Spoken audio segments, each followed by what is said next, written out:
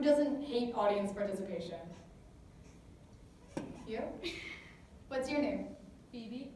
All right, so I love your outfit, Phoebe. Where did you get it?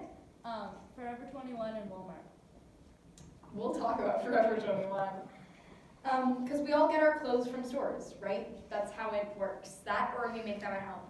But I want you to look down at your outfit, and I want you to ask yourself, where did you get it? How did that store make it? Where? By who?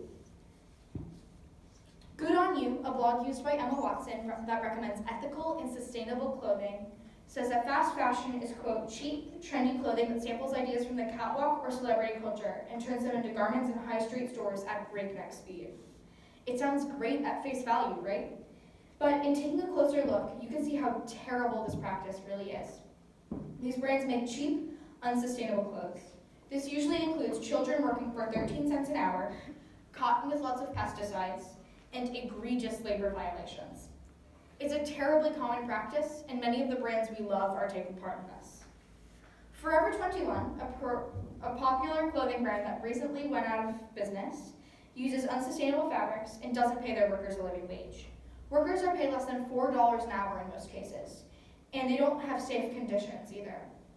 The California Department of Labor reported they violated labor laws in 85% of the 77 factories they investigated.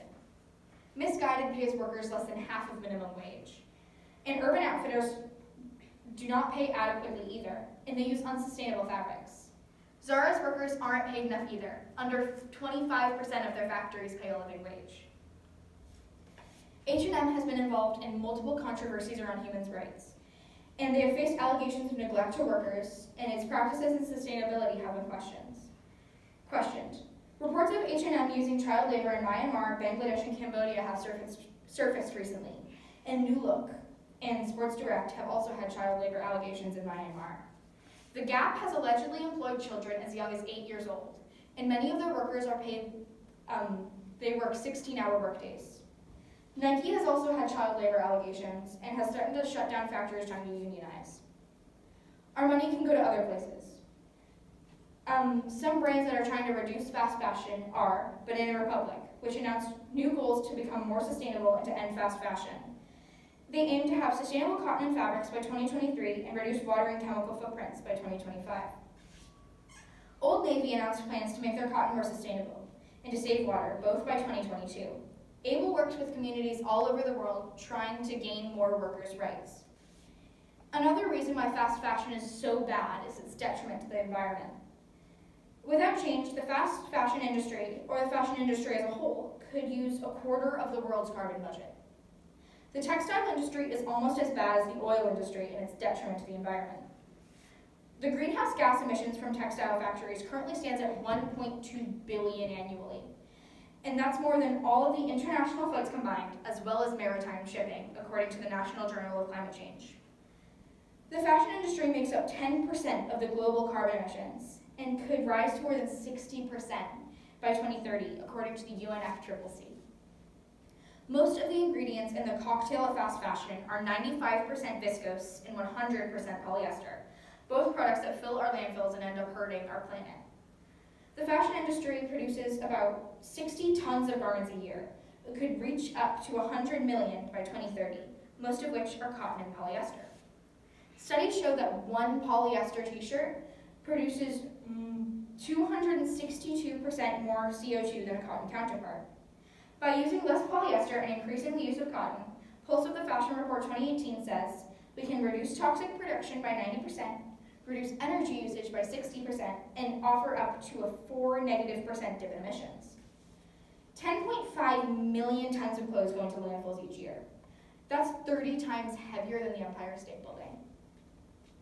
An average of 7,600 liters are used to make one pair of jeans. That's what an average person drinks in 7 years. So how can we help?